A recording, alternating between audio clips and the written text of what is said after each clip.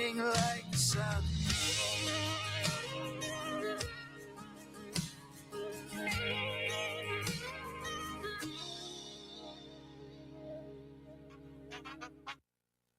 Good morning, Northeast Radio SD, Watertown, South Dakota. We are live in studio, and we've got some special guests with us today, and a new guest. We have Codington Connec's Yes. board president, Thank you. Sara Foust. Yes. Good morning. Good morning.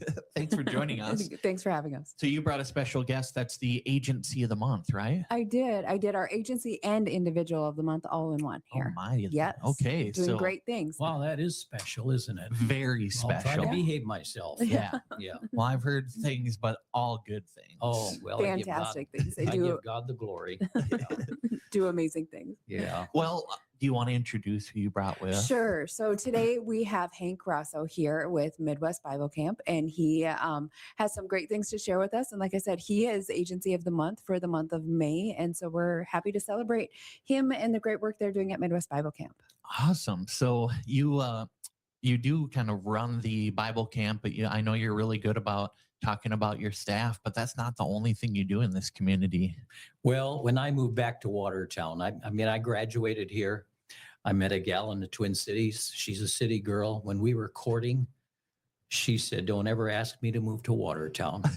And 28 years later, she looked at me. We were visiting here. I was a guest speaker at the Bible camp, and I had been managing our Philippine ministry from Chicago area where we lived. And she looked at me and she said, "You still haven't found a director for the Bible camp." I was on the board and such. And I said, "Nope." She said, "Why don't we do it?" So I thought that was pretty cool. That is- God lead it that way. And so I remember what you said. But anyway, that was 13 years ago already, Steve. Wow. It's amazing how quick it's gone. Yeah. Yeah, it really just, you just fall in love with this place, don't you? I do. And just yesterday, I'm walking around the grounds and I'm saying, "Lord, thank you. I love my job. I love being here. I love living on the grounds." Now that comes with its drawbacks. My wife and I went over to Wisconsin for 3 nights, 4 days getaway before busy camp season starts. So you know how it is when you always come home. It's like, oh, it's so good to be home. But I mean, I was literally walking through the grounds and everything's so green and beautiful. And I said, I sure love doing this. Yeah. Yeah. Well, good. And the Bible camp itself, you have camp coming up soon too? Yeah. And just 2 weeks. Oh my goodness. Wow. Yeah. Just over 2 weeks. June 15th is our first week of our free camp for kids. Free camp for kids. Yeah. And that's something we dreamed up several years ago, maybe 8 years ago or so. And we were told, "You're crazy. How can you do that?" But when we moved here, this camp was dormant. It had been there since 1967. Our founder and his wife had died about 10 years prior. And the lady who managed the site, she was close to 80, and the place just kind of was dormant. So when we moved in, we gave it a 5-year plan, and we said, "Lord, you help us, and we'll see how it works out." If it didn't grow, then we were going to sell the land and put this money in a trust for our Philippine mission. Often people don't realize this, that the Bible camp started as a result of our Philippine mission. Our founder and his wife, Dr. Keith Williams and Mary, they've been doing missionary work around the Pacific Rim and settled in the Philippines. And they were based out of Western Minnesota, something like that, over there, Malacca. And they moved to Watertown saying, "This is a great place to start a headquarters." So they started that in 1954. And then they started inviting their friends to meet with them twice a year. And they used to rent the old Camp Watimka. You're both too young to know what that was. Right. But Memorial Park used to be a campground. That's why you see these little old cabins and stuff there. And the dining hall is still there, as tiny as it is.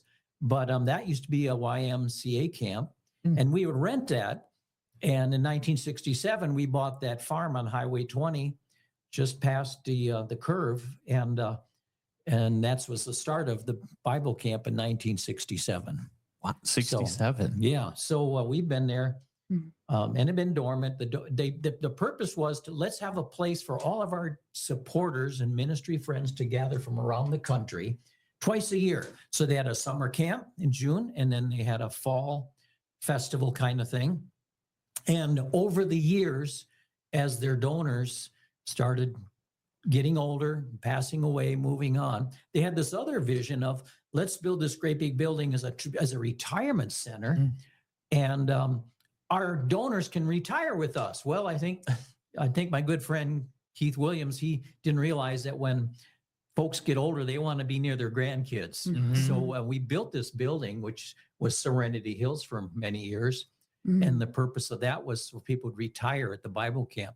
And when they never had more than 3 to 5 people there at any given time, they decided to lease the building out. And that's how HSA got involved, and Serenity Hills was born.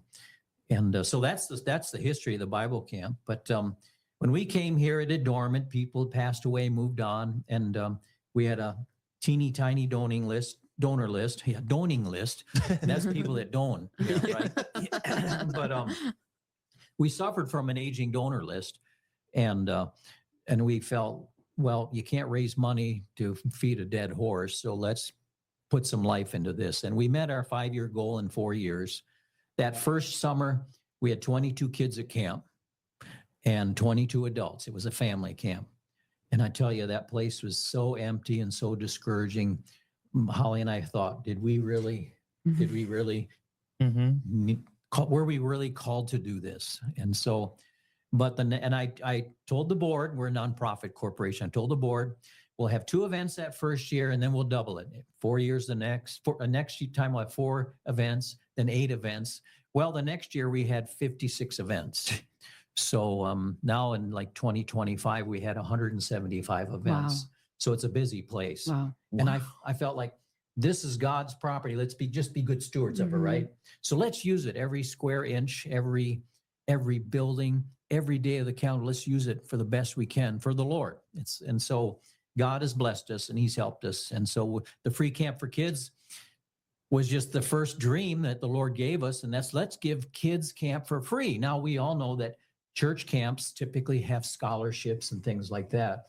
But we began to reach out to kids that don't go to church and would never be in a church. And we'd hit the areas in town and some of the outlying areas with brochures and flyers. And the next year we had 48 kids, I believe. And then the year after that, it was 75. And then we started getting overwhelmed with people wanting to come. So we decided to go 2 weeks.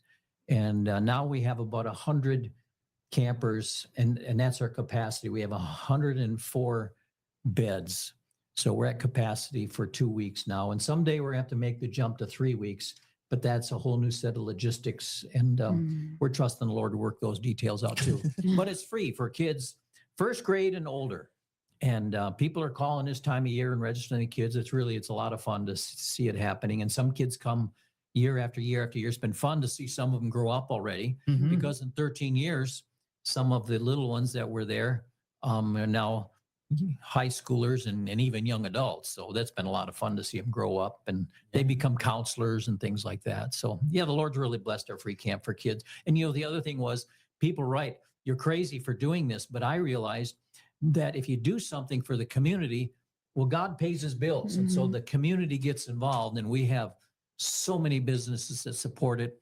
Everything from free snacks to somebody donating. It costs like $289 for a kid to go to camp. That's what our budget is.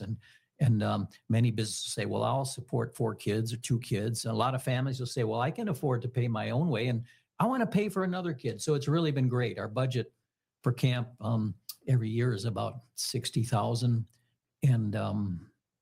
And well, again, the Lord pays his bills. So we're in the fundraising age right now with this thing, and it's working out just great. So wow. Yeah, it's pretty neat. Yeah. So people can still register to join? Yep. And we put flyers all over town, and you can go on Facebook, of course, Midwest Bible Camp and Conference Center. You have to add I forgot the conference center. and Conference Center, Yes. because there's a Bible camp My in grandson Iowa. George asks me what I do in Pierre. And I tell him the if truth. you register there, then you have to drive a ways to get your kids dropping them off, right? Right.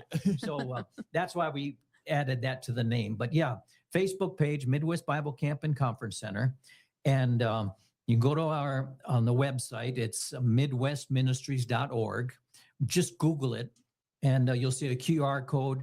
And in our free camp for kids, we have brochures around. People can even just call the office and ask us direction how to go online and register, or it's mail them a brochure with a registration form. And it's first grade and older. And people say, well, my child just graduated from kindergarten. Well, then they're a first grader. Okay. So that's the way I always like to be, right? Mhm. I'm a fair. second grader. You know, I Mhm. just passed first grade. So, Mhm. and I'm 6 3/4 years old. Yep. So it's really sweet. We have day campers. They come at 8 a.m. and for breakfast, and we ring the bell, breakfast, devotions, and then the rally evening ends about 8:30 after snacks at the canteen and stuff. So they drop them off at 8, pick them up about 8:30. And then the closing night of camp, we have a community night or family night, and we have burgers and ham and hot dogs. And we serve those Dakota Butcher hot dogs, by the way. Yeah. All beef. The life-changing ones. Yeah. Yes. So I never met a hot dog I didn't like. Yeah. Right. That's right. Yeah. But it's a great community night. Invite the kids, and there's a program, or the parents, and there's a program for them. And it's a lot of fun. But day campers, then the overnight campers, a lot of people wonder, is it safe for my kid? You know, these days you have to be concerned, very concerned. Mhm. All of our staff are certified with Safeguard from Abuse. They've been trained. Part of that training is the CPR training and stuff. And our staff is trained with that. We've got a camp medic.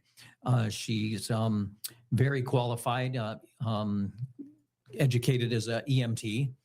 And we're excited that Madison just got on board, and we're excited about her to be involved in that. And there's 2 adults in each dorm, and the camper to counselor ratio is either 4 or 5 kids per counselor. So we have a good ratio. There's a lot of safety there, a lot of fun. We have a guest speaker this year. His name is Jesse Joyner. I see a picture here. He's juggling fire. Yeah. Ooh. So I used to do that as a kid, and I got in trouble, right? Yeah. But this guy's a professional, and we're excited about him coming on. And the kids will have a lot of fun with him. But we're able to divide it up into age groups. You know, you don't have the same curriculum for elementary school as you do the older kids. So we have to divide them up. We have got a lot of staff, and the home cooked meals. You know, we pride ourselves with that. You know, a lot of times our kids, they don't get good food when you offer a free camp for kids. And I get pretty emotional about this. One year, a kid was sitting there eating a roast beef, mashed potatoes, and gravy. And he says, "Oh my goodness, I've never had this before. What is this?" And I said, "Well, that's pot roast." He said, "Oh, it's good." And I realized these kids, they grew up at McDonald's, eating McDonald's food, and broken families. It's hard for a single parent to cook, you know, and they have tater tots and chicken fingers and things like that. So we serve roast beef, scalloped potatoes with sliced ham, and we serve salads with each of our meals. And businessmen get involved in serving our breakfast. Dean Johnson, with former KXLG manager of the sales manager, he's helped gather businessmen for years now, and they come and serve the breakfast. Pancakes or French toast, any given day. And then we also serve sausage and orange juice and a fruit and all those. We want to serve a meal that has carbs and protein and lots of fruits and vegetables. So we want to feed them healthy.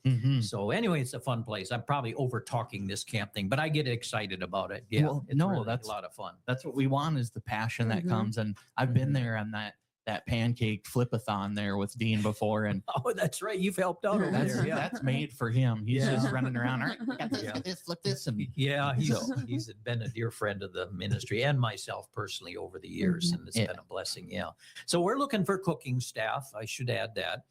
We've gone through camp cooks, and it's pretty intimidating to ask somebody to cook for 100, 120 campers with our counselors 2 meals a day, because breakfast is taken care of.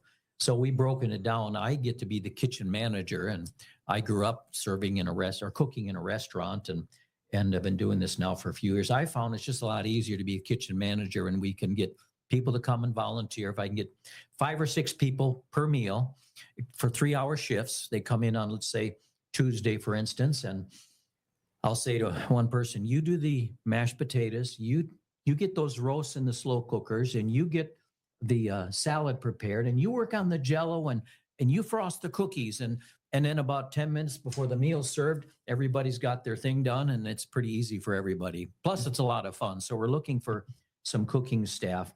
And again, Google it, go online and send us a message, because I'm looking for people that like to have fun and like to work around food. So, but yeah, excited. It's coming up really fast. Yeah. Very good. Well, and you also, since you're the individual of the month too, you also are a chaplain in our community as well, right? And help with the police and fire rescue. Well, I'm officially the fire chaplain, but Okay. I love serving with Tim Toomey and the staff with the Watertown Police Department. 25 years ago, I started out as a police chaplain.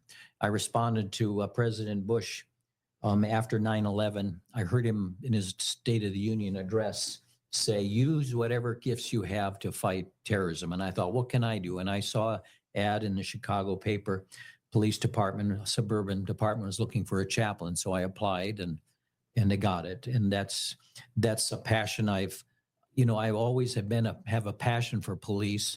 As a high school student, one of my classmates, Orrin Hidman, became a highway patrol officer, and he was killed in the line of duty. And that always impacted me, how he died. It's an amazing story, how he gave his life. So I've always had a heart for these people on the front lines. And they promoted me to a fire chaplain.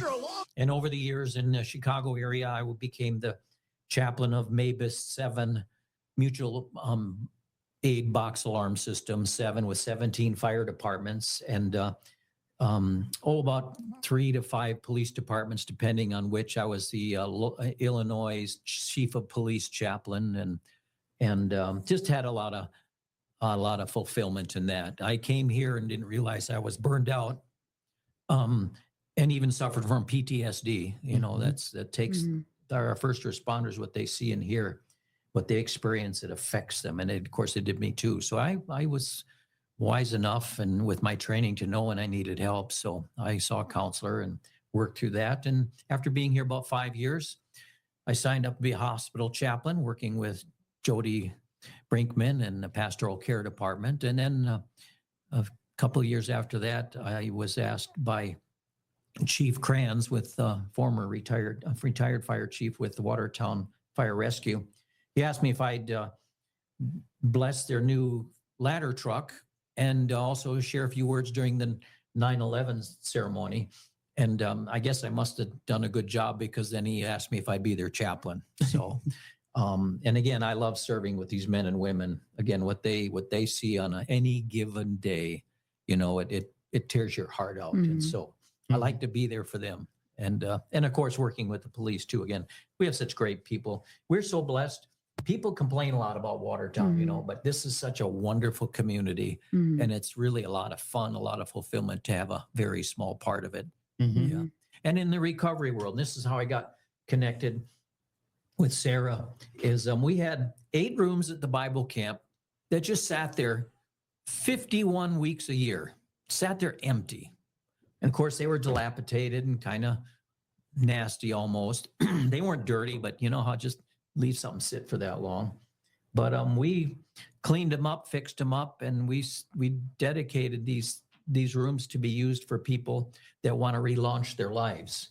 And whether it's in recovery from substance abuse, or finance has been ruined through a divorce.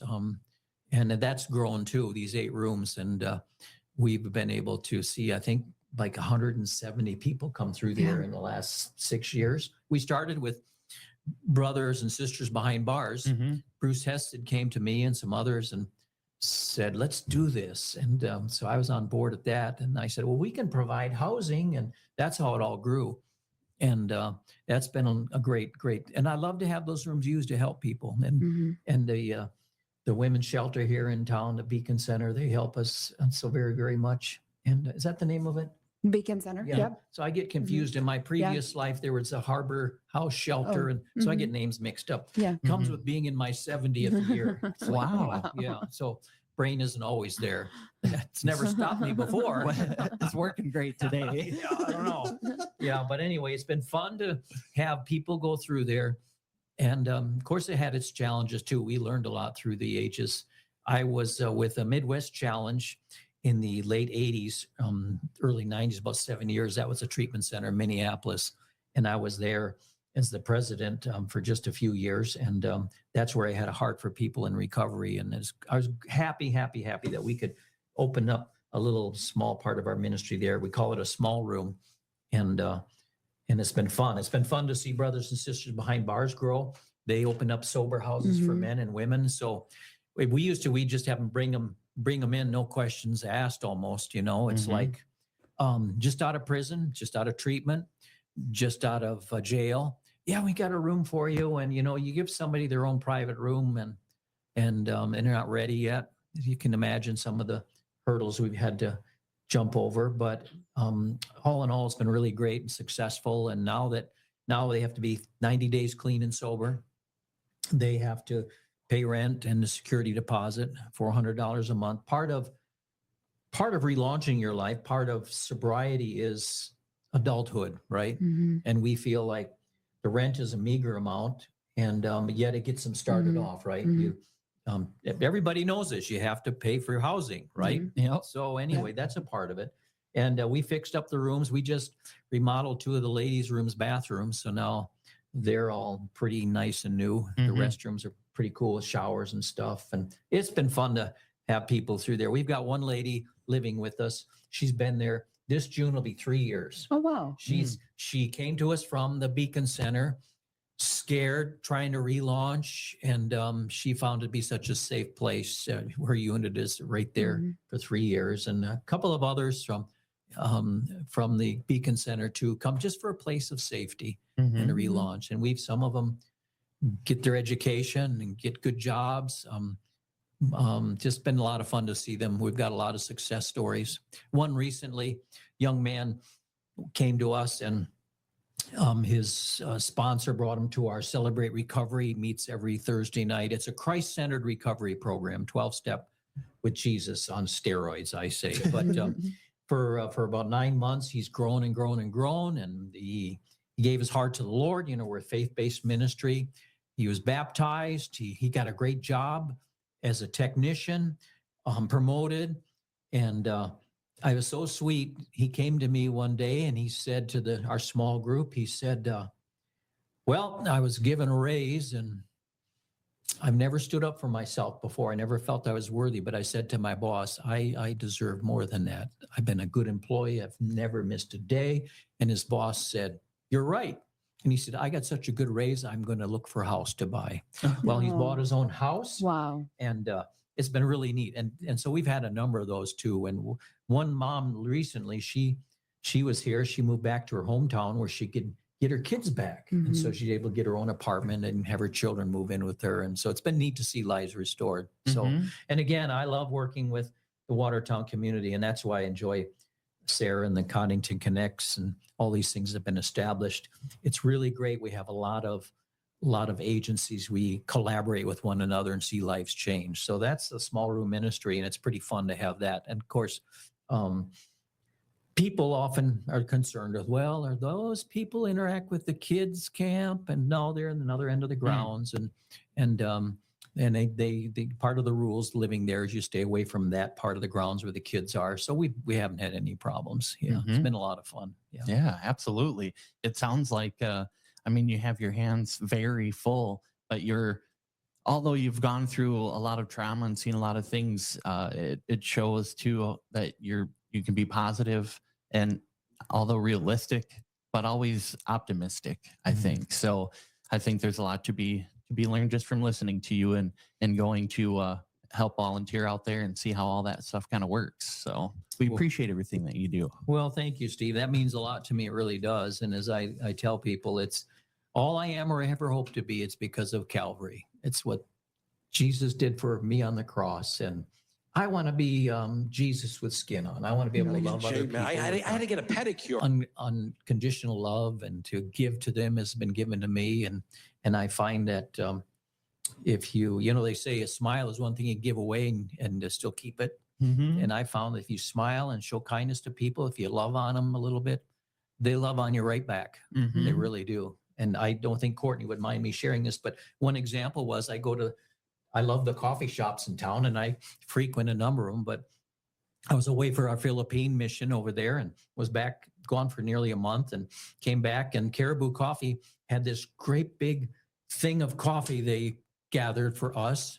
And Courtney and the staff there, they were so excited to present to us this gift of coffee. And I said, wow, we don't have to buy coffee for probably 6 months, even with the camp. So we're serving Caribou coffee, Nice, And very I had to deluxe. go out and buy a grinder because it's all beans, Oh, But, sure. but just, by loving on those people and getting to know them and the staff, and it's just, they love you back, right? Mhm. And that's the way it is in the community. If you're kind to people, you show them, give them a smile, and most people are going to respond accordingly, right? Absolutely. So that makes it pretty cool. Pretty cool place to live. You're kind of a walking smile, so Yeah. it's nice. Agreed. Yeah, well, thank you. As I in a nursing home, I said to the folks one day, "Come on, let's see some smiles." And I said, "Tell you what, take your 2 fingers, push up." Guess what happened? We lost 3 sets of dentures. Yeah. But sometimes you have to be purposeful in smiling, because our normal mode of our face is just expressionless, right? They say it takes like 1,000,000 muscles to frown and only 7 to smile. And that's true. I mean, it takes a lot of work to really frown, right? Yeah. But most of us, it takes no muscles to just have a deadpan, my normal mode, Yeah. So if you're focused and you're purposeful smiling at people, well, one thing, it makes them wonder what you've been up to. Yep. Yeah. So it's great to give people smiles. I love it.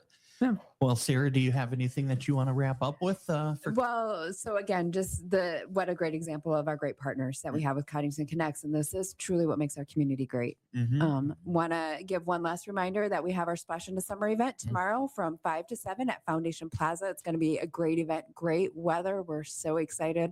Last year it was really windy. This year we might have just enough wind to make it perfect. Yeah. So yeah, please come. Free food, lots of fun activities, and a great time for our families.